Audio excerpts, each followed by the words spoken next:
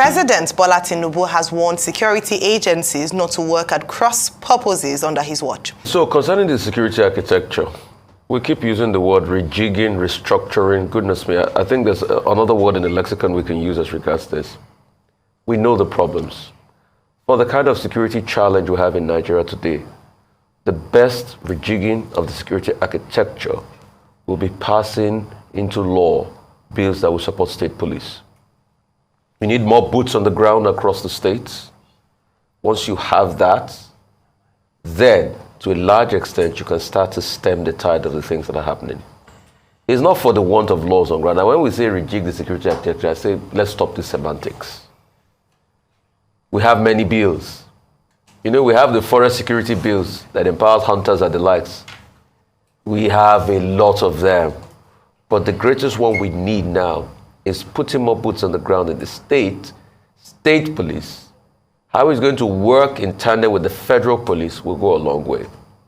So you can have local intelligence and be able to feed that local intelligence and stem the tide. I mean, we saw, a great reaction as regards the insecurity going on in Ondo once Amotekun came in.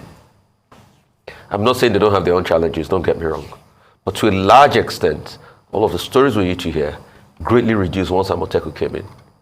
So it behoves on him, will he be able to do state police? He also is being a proponent of restructuring.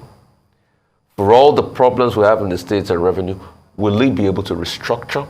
That's the biggest question he will have to answer this administration. And the earlier it does it, the better.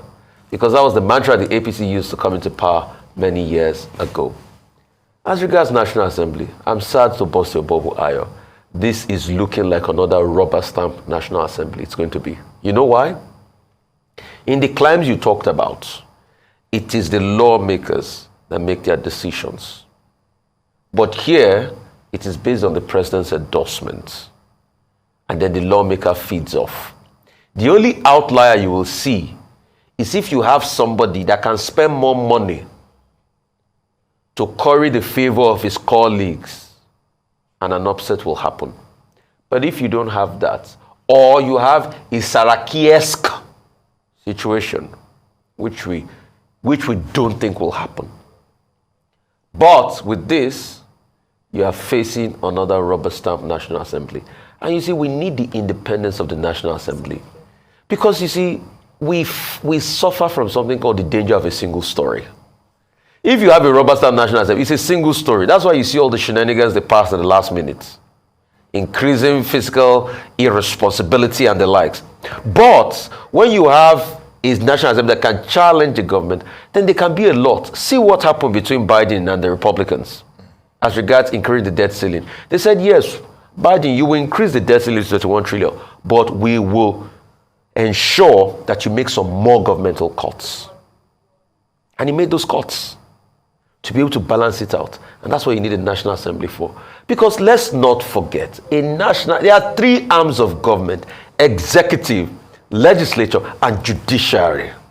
The National Assembly should be standalone, not rubber stamp. It's not an appendage of the executive. But with this, we are going to another rubber stamp National Assembly. And it's sad for Nigeria. I'll just chip in a few things. First, with regards to meetings with security chiefs, chief of defense staff, and this was under the General Security Appraisal Committee, was a maiden edition of that.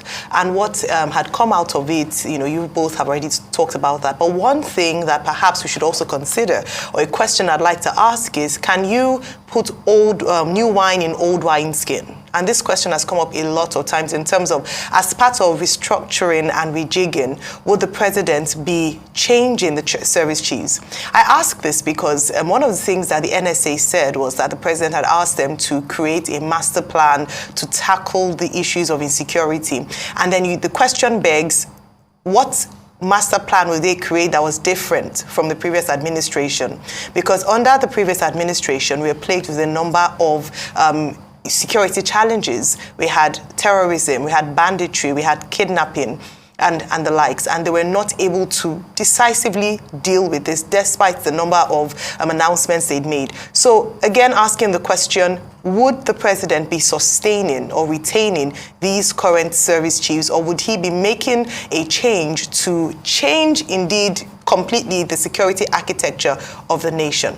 But in terms of other things he said, they're going to use contemporary measures. He had mentioned this during his campaign, that he was going to have a technological approach to tackling insecurity. Another thing I would have liked for them to have discussed, I don't know if it came up in the agenda, is the effect of the reality of people in terms of being able to afford food and transport and the likes, poverty in the land, and the impact on crime rate, and how they would manage this. Because when you talk about tackling insecurity, it's not just about force.